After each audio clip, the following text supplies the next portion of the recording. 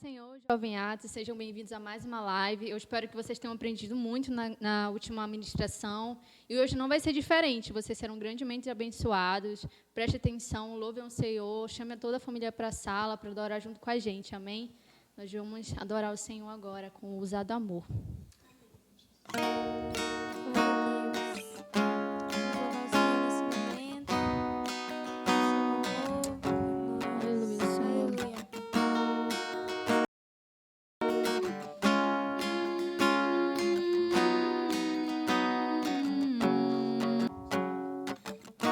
Antes de eu falar, tu cantavas sobre mim.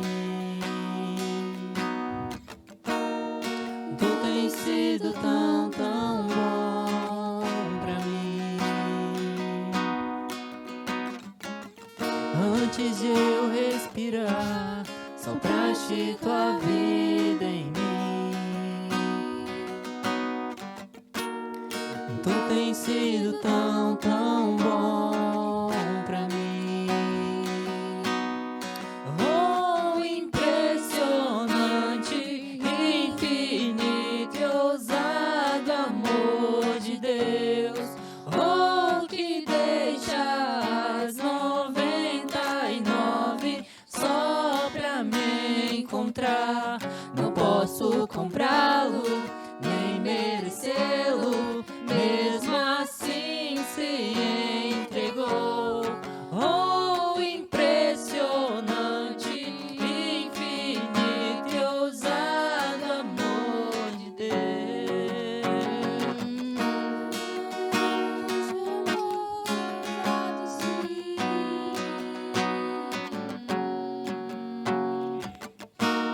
Inimigo eu fui, mas teu amor lutou por mim.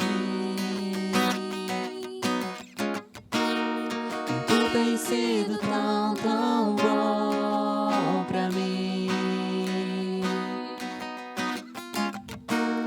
Não tinha valor, mas tudo pagou por mim.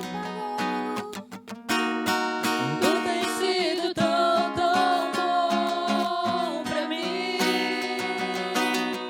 Oh, impressionante, infinito, amor de Deus. Oh, que deixa as 99 só pra me encontrar. Não posso comprá-lo, nem merecê-lo. Mesmo assim se entregou. Oh, impressionante, infinito e ousado amor de Deus.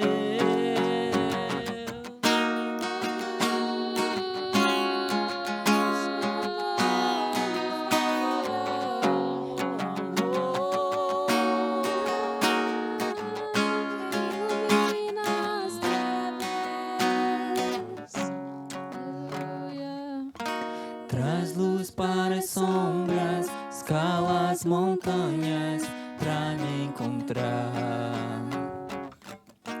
Derruba muralhas, destrói as mentiras pra me encontrar. Traz luz para as sombras, escala as montanhas pra me encontrar. Derruba muralhas, destrói as mentiras pra me encontrar. Traz luz para as sombras, escala as montanhas pra me encontrar.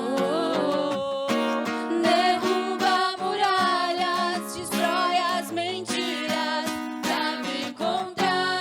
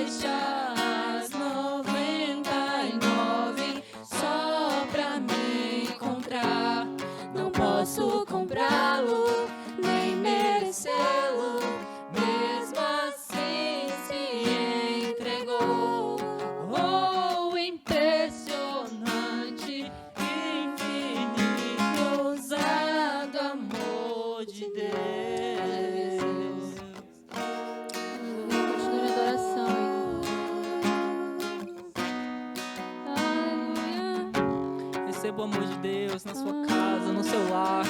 Esse amor, esse ousado amor que nos resgatou quando estávamos perdidos no mundo. Esse amor de Deus que te buscou, que te encontrou, que através de seu sacrifício nós fomos comprados, fomos lavados e fomos restaurados. Esse amor tão grande que nós não podemos compreender, mas que eu tenho certeza que você pode senti-lo agora nesse momento. Louve ao Senhor, adore a Ele, adore a Ele. Aleluia.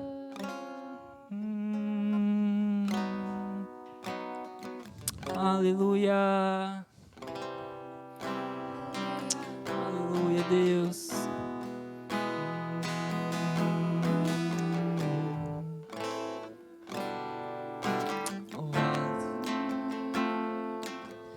E abriu mão de sua glória, sangrou no madeiro por mim, me conectou, salvou, curou. Ele me deu um destino, uma capa e um pouco de vinho. Ele me deu unção, cajado e pão. Pôs um anel em meu dedo e me tirou o medo. Novas sandálias pra suportar o id. Pôs um anel em meu dedo e me tirou o medo. Novas sandálias e disse: vai.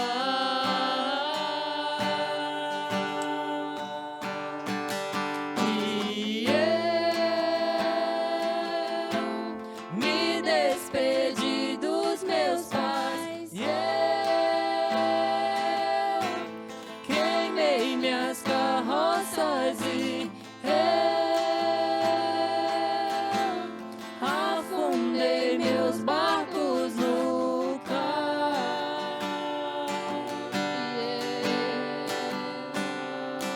E eu me despedi dos meus pais. E eu queimei minhas carroças e eu afundei meus barcos no cais. Para onde eu irei, Senhor? Pra onde eu irei? Se eu não tenho pra onde voltar, só tenho você, Deus. Palavras de vida eterna. Pra onde eu irei? Se eu não tenho pra onde voltar, só tenho você, Deus. Palavras de vida eterna. Pra onde eu irei? Se eu não tenho pra onde voltar, só tenho você, Deus. Palavras de vida. Pra onde eu irei? Se eu não tenho pra onde voltar, só tenho você, Deus. Palavras de vida eterna. O amor não se compra e nem se merece. O amor se ganha, de graça o recebe. E eu quero conhecer Jesus. Eu quero conhecer Jesus. Eu quero conhecer Jesus. Eu quero conhecer Jesus. Meu amado é o mais belo entre milhares e milhares.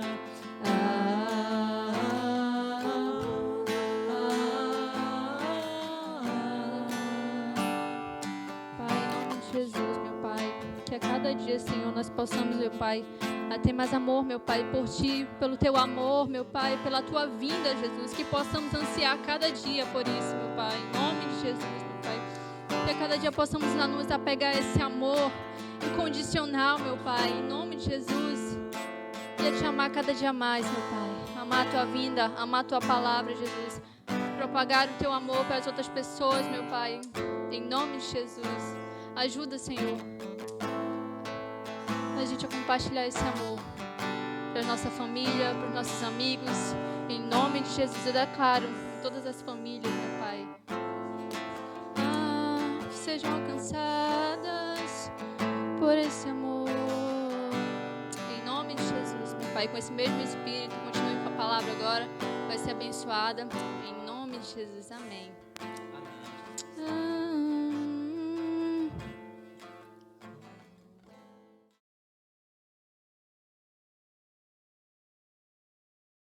Bem, a paz do Senhor para você, minha irmã, meu irmão, meu querido amigo, minha querida amiga, você que com certeza está nos acompanhando nessa série, né, de ministrações que inclusive vai falar sobre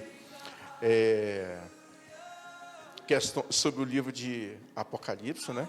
É uma série de estudos Apocalipse, na verdade. Eu sou o pastor Alexandre, estou aqui para contribuir com esse maravilhoso trabalho, né? Vejo com um bom olhar, né, essa iniciativa, por quê? Porque hoje estamos vivendo um momento de pandemia, não é verdade? E é um momento que trazem muitos questionamentos. E o tema de hoje, né, que nós iremos trabalhar, é o princípios das dores, inclusive é a segunda live dessa série de ministrações, né? Aqui eu quero já de antemão agradecer ao Ismael mais uma vez, a Área 60, a qual eu já congreguei, já fiz parte também, né? Agradecer também ao pastor Aldeno do Vale, na pessoa do pastor José Nelson, que hoje é o meu pastor, né, da Área 111, lá no Santo Antônio. O pastor José Alcerino, que também, né, é o pastor da congregação local aqui do Lírio do Vale 5, no Conjunto Augusto Montenegro. E também agradecer à Rede Jovem Atos, que dá essa oportunidade, né, para a gente estar ministrando um pouco mais da palavra de Deus. Prometo não me estender muito, talvez 1h30, 2 horas de live aí, e aí você consegue, com certeza, ter mais entendimento do que a gente vai discutir. Brincadeira, tá bom? Só para quebrar o gelo.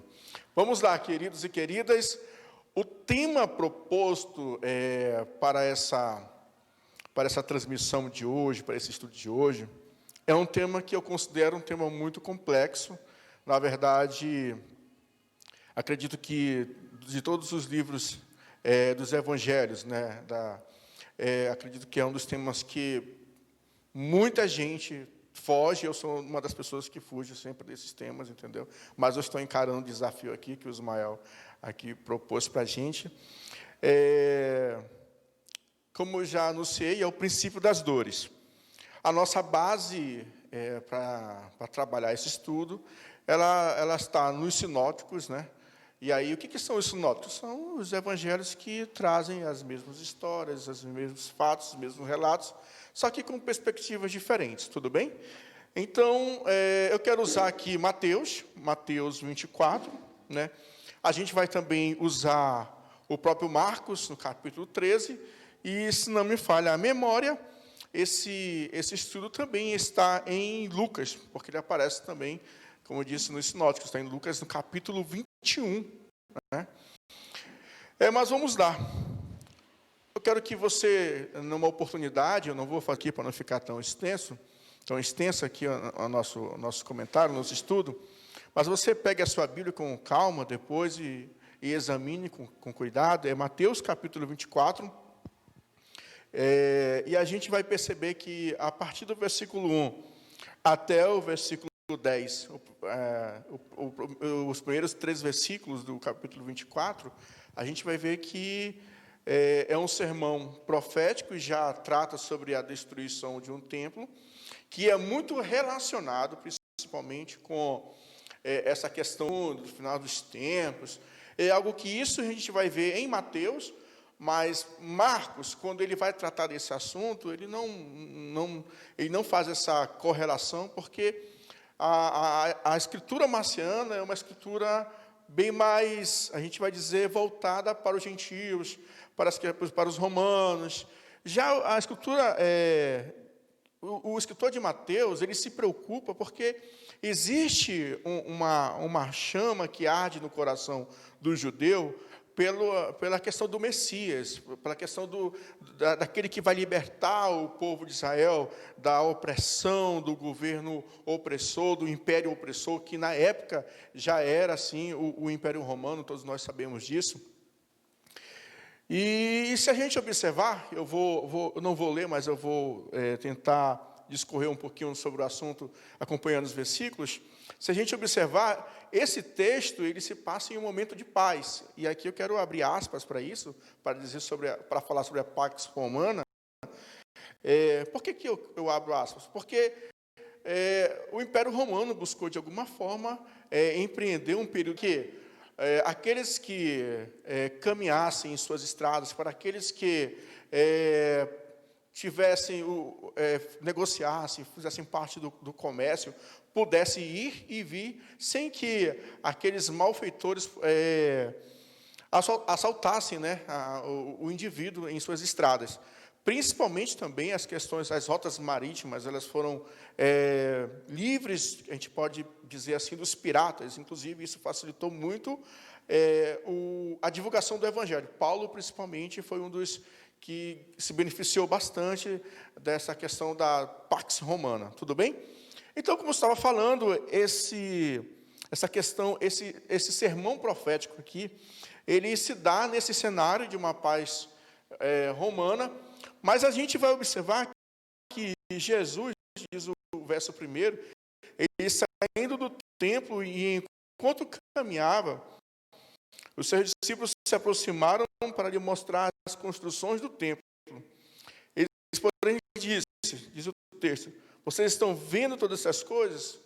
E aí Jesus, olhem para o templo, vejam essas pedras, vejam os edifícios. E ele diz o seguinte, é claro, em alguns textos, por exemplo, de Marcos, você vai ver que ele está no Monte das Oliveiras e de frente anuncia. Mateus não se importa muito com esse detalhe. Ele caminhando, ele para e diz o seguinte, vocês estão vendo a pedra sobre pedra. E rapidamente a gente observa no verso 3 que os discípulos eles fazem uma correlação da destruição do templo com o fim dos tempos. E aí há uma grande interrogação. Os discípulos aqui chegam para Jesus e perguntam, né? Para Jesus, fala-nos, né? Quando se dará o final dos tempos? Mesmo porque a intenção deles é saber o seguinte, se esse templo será destruído, com certeza, para nós, é o final de tudo. Porque o templo era referência, o templo sempre foi referência para judeu, o templo sempre foi o centro religioso. E se acaba com o centro religioso, se acaba com o templo, com certeza se acaba com a referência, acaba-se com aquilo que apoia a fé principalmente de uma comunidade, de um povo. Então, para eles, acaba tudo aquilo. E aí Jesus começa, queridos e queridas, a falar sobre as questões do princípio das dores. E aqui ele começa a falar do princípio das dores. E a gente vai ver, no verso 3, o seguinte enunciado de Mateus. Né? Jesus estava sentado no Monte das Oliveiras, quando os discípulos se aproximaram dele, e em particular lhe perguntaram, aquilo que eu já falei antes. Diga-nos quando essas coisas vão acontecer e que sinal haverá da sua vinda e do fim dos tempos. Vejam que eles fazem uma correlação. A questão da destruição do templo e do fim dos tempos. Eu não sei se você que está me ouvindo, está me assistindo, sabe, mas essa profecia, ela se cumpre, sim, no ano 70 depois de Cristo, quando o imperador Tito, ele empreende uma grande perseguição contra os judeus, principalmente porque, eu não quero entrar muito por esse lado, mas eu preciso esclarecer isso, por que o império começa a empreender uma grande perseguição aos cristãos? Simplesmente porque os romanos, tanto os imperadores romanos, eles vêm com a mesma ideia que vêm os gregos. Os gregos, eles conquistavam os povos e mantinham as religiões, os costumes, os hábitos daquela comunidade, daquele povo. Mas deixava aquele povo subjugado às suas ordens e eles se tornavam vassalos, né, dos gregos. Os romanos adotaram a mesma forma, o mesmo método, né? Só que com algo a mais, adotaram também o sincretismo. Além de adotar a mesma religião, a adoração também ao próprio imperador. E só para a gente esclarecer, o próprio imperador, ele é alguém que ele requer para si adoração, ele requer para si o reconhecimento de um Deus. Só que o povo judeu é um povo tão certo de que há um único Deus e a adoração é para um único Deus, que eles se negam, e realmente se negam a adorar um outro Deus. E por conta disso, se empreende grandes perseguições contra o povo judeu. E aí, com certeza, claro, há também um grande alvoroço. Esse cenário de Tito também não é marcado apenas pela questão da renúncia, de negar o imperador como Deus, mas também pelas questões políticas, as questões econômicas, uma própria libertação do povo sob o jugo do Império Romano. Tudo isso acontece porque o povo chega um momento que ele não quer mais se submeter ao império. Mas é totalmente fracassado, né? A gente vai ver na história, totalmente fracassado esse empreendimento do povo, de alguns judeus contra o Império Romano, e aí sim o templo é destruído, essa profecia se cumpre, o templo é destruído, e a gente vai perceber que Jesus, as palavras de Jesus começam a se cumprir no que foi dito aqui nessa passagem, né? Vamos mais adiante, aí a gente...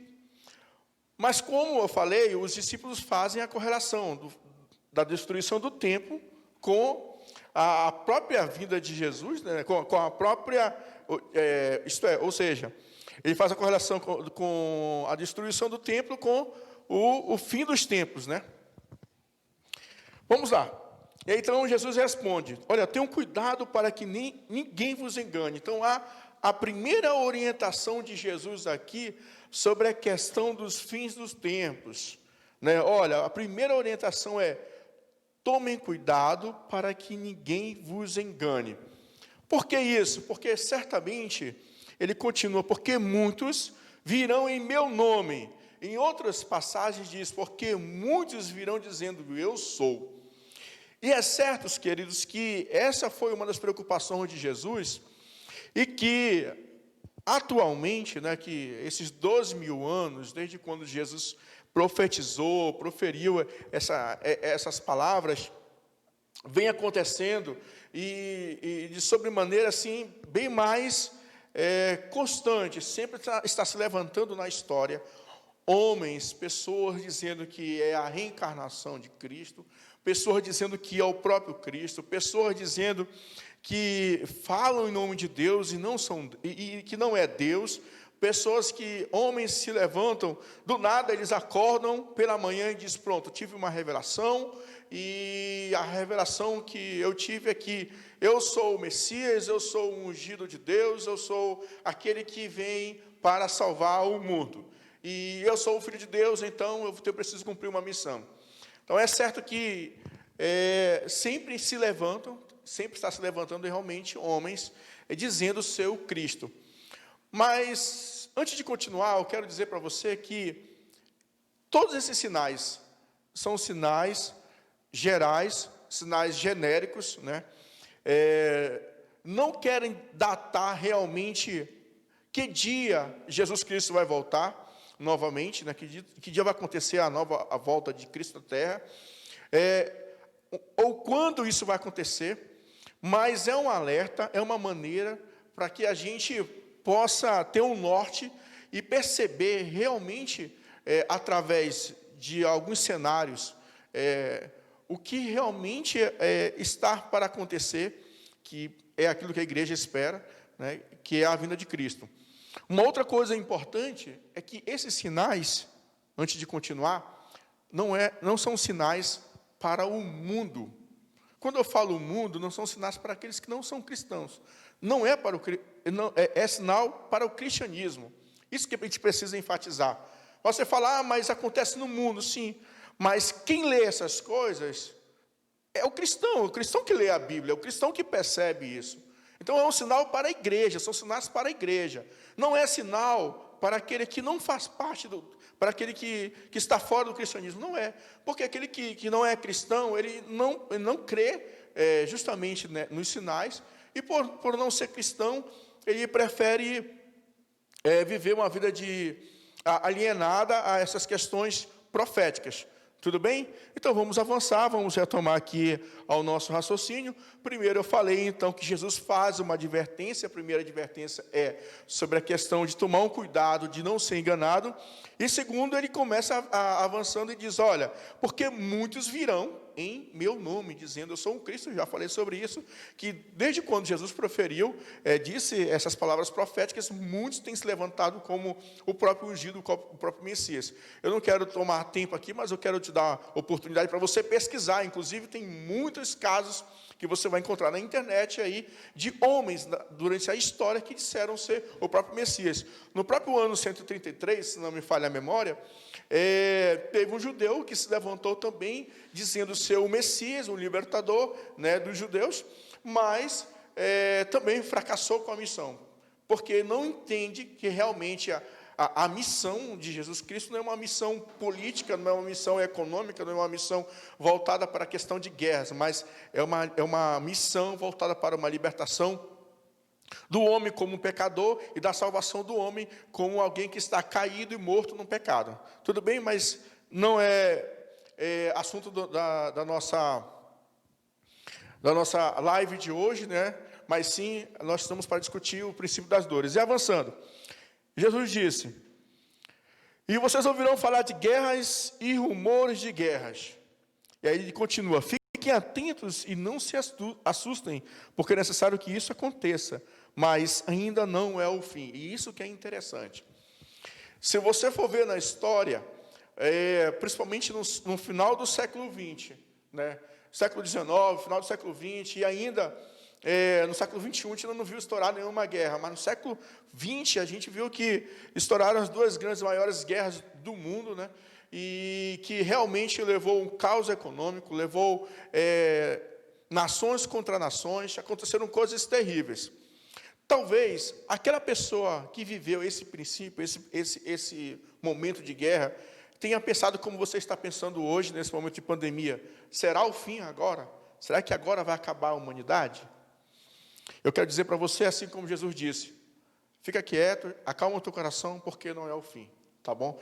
Isso ainda é como Jesus disse, olha, isso é apenas princípio das dores, tudo bem? Mas vamos lá, e ele continua dizendo, porque nação se levantará contra nação, reino contra reino, haverá fomes e terremotos em vários lugares. E aí, mais uma vez, se você for fazer uma pesquisa, você vai perceber que quantos terremotos não aconteceram de grande escala, né, nesses últimos tempos? Justamente, será que esses terremotos acontecem por acaso? As guerras acontecem apenas por acaso? Olha, eu quero dizer para você que eu sou de uma escola que pensa da seguinte forma.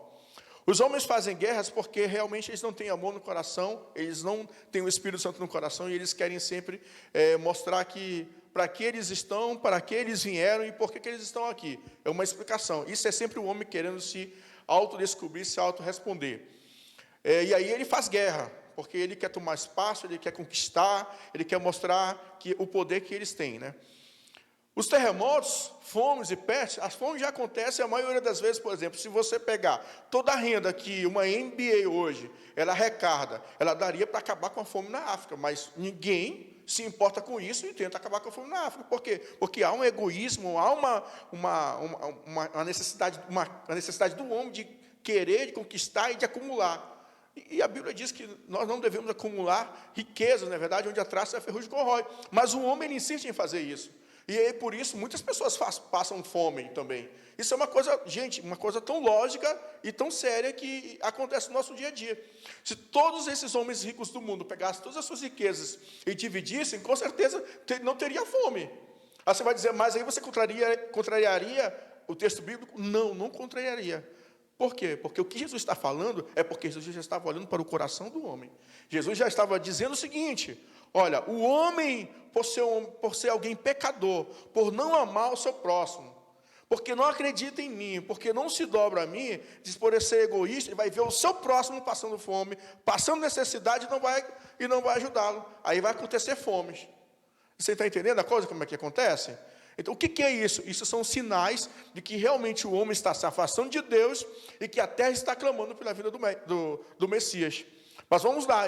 Mas a fome significa dizer que chegou o final dos tempos? A fome significa dizer que o mundo já vai acabar? Que Jesus vai voltar hoje? Também não, meu amigo. Eu quero dizer para você que Jesus usa a expressão princípio das dores, que no grego mesmo a gente vai entender que é dores de parto. Ou seja, isso é uma anunciação, né, do que vai acontecer. Na verdade, quando a gente entende a vinda de Cristo, a gente entende uma igreja arrebatada, né, a igreja em um outro momento, mas para que isso aconteça, o mundo vai viver muitas coisas. O mundo vai passar por muitas transformações, por muitas catástrofes, né? O mundo vai passar por diversos acontecimentos. E olha, eu vejo muita gente dizendo que Jesus vai voltar nas nuvens e tal, mas olha, eu tenho uma versão diferente sobre isso. A vinda de Jesus é aquela que será como um raptus, como diz aí o próprio texto em latim. Ou seja, será ação rápida e que muitos não perceberão. E aí será de surpresa para muitos. Mas enquanto Jesus não vem, se mostra no tempo e no mundo, né? Se mostra no tempo e no mundo muitos sinais. E um desses sinais a gente acabou de ver, repetindo, primeiro, homens dizendo que é o Cristo. Segundo, guerras e rumores de guerras. Terceiro, a gente vai ver fome, a gente vai ver pestes. E aqui, meus queridos e minhas queridas, a gente chega no momento, eu quero guardar a questão das pestes, a questão dessa pandemia para o final do nosso estudo. Por quê? Porque eu quero fechar com a seguinte pergunta, respondendo a seguinte pergunta: será que a pandemia que estamos vivendo hoje, do coronavírus, é um sinal da vinda de Cristo? É o final dos tempos, na verdade? É um sinal da vinda de Cristo, é o final dos tempos? Guardem isso aí, que a gente responde no final, tudo bem? Vamos seguir então. Porém, em todas essas coisas, diz a Bíblia, são princípios das dores. Vocês serão entregues para serem maltratados e eles os matarão. Vocês serão odiados por todas as nações por causa do meu nome. E aqui também mais um prenúncio do que realmente vai acontecer. Gente, hoje, na atualidade, a gente vai perceber que existem sim muitas perseguições aos cristãos, principalmente, né? Existe uma grande intolerância religiosa, isso é fato, mas principalmente sobre o cristianismo, né? Existe principalmente sobre o cristianismo. E isso advém muito das questões, principalmente de países que são comunistas e países socialistas, porque eles querem, de alguma forma, eliminar, extinguir, acabar com o cristianismo. Tem um site chamado, se não me falha a memória, Portas Abertas. E esse site, ele mostra não só a história da perseguição da igreja, né? Mas ele mostra também muitas perseguições, principalmente sobre os cristãos no mundo. No Brasil, a perseguição, gente, não precisa nem olhar muito. Observe o que hoje nós vivemos. Além de nós vivemos um cenário político de muita, bem efervescente, a gente vive pessoas que, porque o presidente, por exemplo, da nação, ele anuncia um modelo que, na sua perspectiva, é um modelo de família que ele acha correto, e na sua fé, ele demonstra sua fé pública em Deus, ele é questionado, ele é perseguido, e ele é a todo momento, de alguma forma, questionado por conta da sua posição de fé. E observem que a nossa Constituição brasileira, ela assegura a sua manifestação, o direito ao culto, ela assegura você ter a sua fé e que você assim a exerça. Mas mesmo assim, a gente vê pessoas perseguindo cristãos, né? E pessoas vivendo uma vida de intolerância religiosa. E aqui acontece, queridos e queridas, acontece sim perseguições.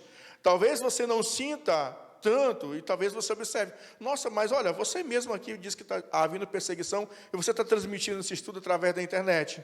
Sim, mas eu quero te dizer que se houvesse uma possibilidade de brecar e de bloquear todos esses estudos, como acontece em alguns governos comunistas, no outro lado do mundo, eu quero te garantir que eu não estaria transmitindo esse estudo para você, que eu não estaria anunciando os sinais, né, dos princípios das dores. Quero te dizer que não estaria falando de Jesus para você.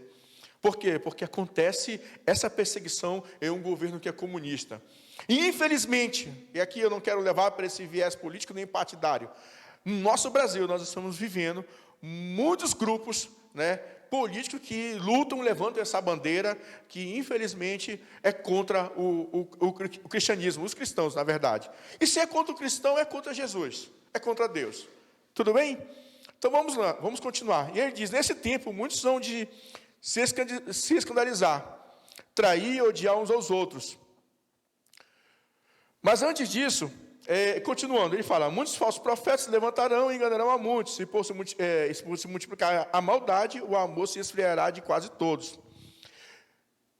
Aqui, você não vai ver muito com bem o que eu vou te falar agora, mas se você abrir em Marcos capítulo 13, você vai ver o seguinte, que Marcos diz o seguinte, você será levado a tribunais, você será levado a julgamento por causa do meu nome.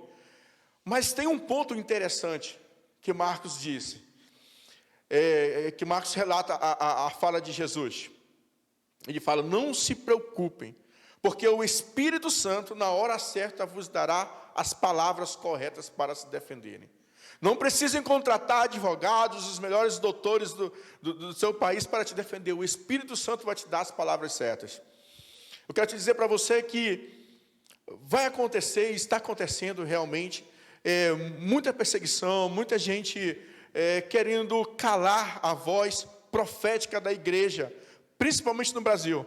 Mas eu quero dizer para você que você receberá do Espírito Santo de Deus a palavra certa para se defender. E o Evangelho não precisa de defesa, quero dizer isso, né? Jesus não precisa de defesa, mas Deus te dará a palavra no momento certo para que você realmente possa apaziguar e passar por certas perseguições e tribulações que podem vir por conta dessa perseguição. Tudo bem? Agora a gente segue para um outro ponto que é muito importante, que é o final do nosso estudo de hoje. É para perguntar. Lembrem-se, nós estamos estudando o princípio das dores. E nós estamos estudando os sinais do princípio das dores. E lembre-se que eu falei anteriormente, que os discípulos, quando admiram o templo com Jesus, Jesus anuncia que o templo será destruído, eles fazem uma correlação com o fim dos tempos. E essa questão dos fins dos tempos, para nós cristãos, está muito relacionada com o quê? Com a vinda de Jesus Cristo, com a segunda vinda de Jesus Cristo. E aí a gente chega em um momento, a seguinte pergunta, a pandemia do coronavírus que estamos vivendo hoje, no século 21, porque antes nós vivemos, já uns anos atrás também, o H1N1, se não me falha a memória, que também foi uma pandemia, né, que realmente ceifou muitas vidas, né? Mas a pergunta é, porque o coronavírus fez com que você e eu ficássemos em casa, e aí levantaram-se uma bandeira, fique em casa. Quase todo mundo, não o mundo todo, mas quase todo mundo adotou essa bandeira. E aí se viam ruas vazias, igrejas fechadas, se viam os cultos, os estudos sendo transmitidos, assim como você está ouvindo esse, pelas lives. E aí se dizia, e agora será o fim? Eu quero te dizer, meu amigo e minha amiga, aguenta mais um pouquinho, porque esse é o princípio das dores. Tudo bem? Isso não vai ficar pior ainda. Você vai dizer, mas ainda pode vir uma peste pior do que essa. Com certeza pode vir. E aí se vai acabar com mais, se vai levar mais gente, se vai morrer mais gente, eu não sei dizer para você. Mas eu quero te dizer que a situação ficará pior ainda com o passar do tempo. Por que ficará pior ainda? Porque é como a analogia que foi feita por Jesus aqui, quando ele fala que é princípio das dores, porque a mulher, quando ela vai dar à luz, ela sente sim as suas contrações e sente também, no momento do parto, muitas dores. Então, quanto mais se aproxima do parto, da hora do parto, mais aumentam as contrações, se não me falha a memória é assim, e além de aumentar as contrações, aumenta a dor, e aí, irmãos e irmãs, quando se dá à luz, aí sim é que nasce uma nova vida, há o alívio para aquela mãe, né, para aquela mulher que está ali dando parto, e aí que se inicia um novo momento. Mas até esse momento acontecer, há muito sofrimento, há muita dor, né? E eu quero dizer para você que a pandemia também é um sinal da vinda de Cristo. Ela é também um sinal da vinda de Cristo. Mas não quer dizer que Jesus vai voltar hoje, não quer dizer que Jesus vai voltar amanhã, não quer dizer que Jesus vai voltar em 2030, não quer dizer. Porque não há data certa, apenas são sinais para que nós, igreja, entenda isso, nós, igreja, possamos olhar e ver e perceber que o nosso Mestre está às portas, que o nosso Messias está às portas novamente e irá vir buscar a sua igreja, a noiva do Cordeiro, para participar das grandes bodas do Cordeiro, que irá acontecer quando? Quando ele arrebatar, como eu disse no início do nosso estudo, quando ele vier arrebatar a igreja. Então, a pandemia, ela não quer dizer que Jesus vai voltar hoje, mas também não quer dizer que Jesus não vai voltar hoje. É para você ficar de sob alerta e saber ler os sinais, saber observar os sinais, saber observar que o homem, ele é uma pessoa limitada, o homem é um ser totalmente frágil e que precisa de Deus e que precisa cada dia mais estar ligado, principalmente na palavra de Deus.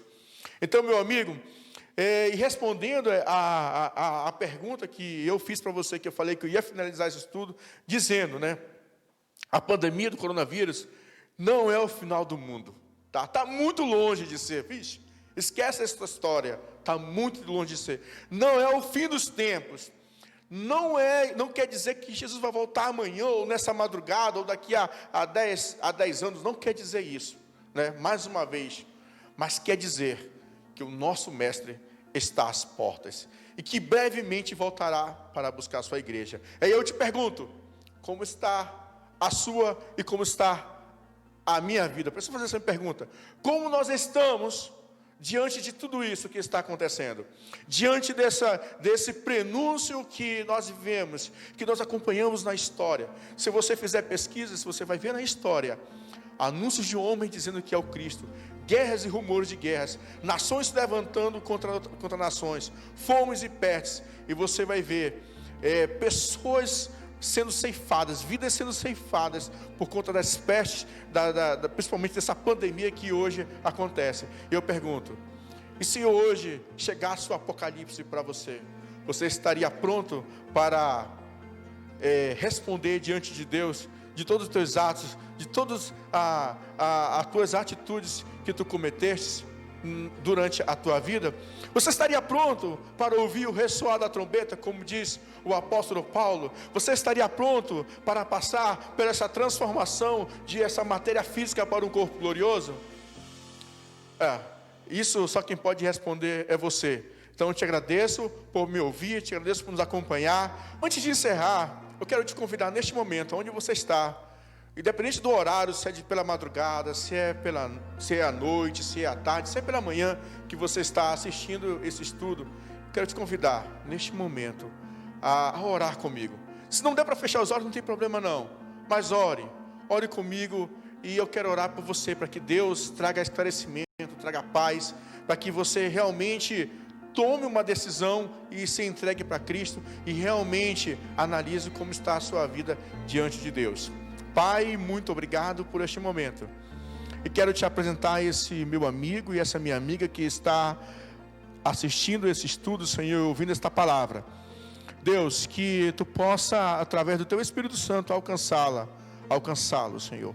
Que tu possa, meu Pai, de maneira especial e carinhosa, como sempre tu ages, Senhor, trazer paz, o perdão, Senhor, e que tu possa, Senhor, neste momento salvar, Senhor, trazer o entendimento, que tu possa, Senhor, manifestar, Senhor, o teu amor, de forma que eles entendam que precisam de ti. E aquele que não tem segurança, meu Pai, ainda, aquele que não se sente ainda salvo, meu Deus, que neste momento eu possa entregar a vida dele, a vida dela a ti, Senhor. Que tu possa perdoar os seus pecados, que tu possa recebê-los, meu Pai, de braços abertos, porque eu sei que tu sempre recebe aquele que se arrepende e reconhece dos seus pecados. Então, no nome do Senhor Jesus Cristo, nós oramos a ti, muito obrigado. Olha para o meu irmão, para a minha irmã, meu amigo, minha amiga que está nos assistindo, Pai, no nome do Senhor Jesus Cristo, amém. Amém, Deus te abençoe, até a próxima. Obrigado, Ismael, obrigado, Rei de Atos, obrigado, Área 60, obrigado, pastor José Alcenino, pastor Aldenor do Vale. Amém.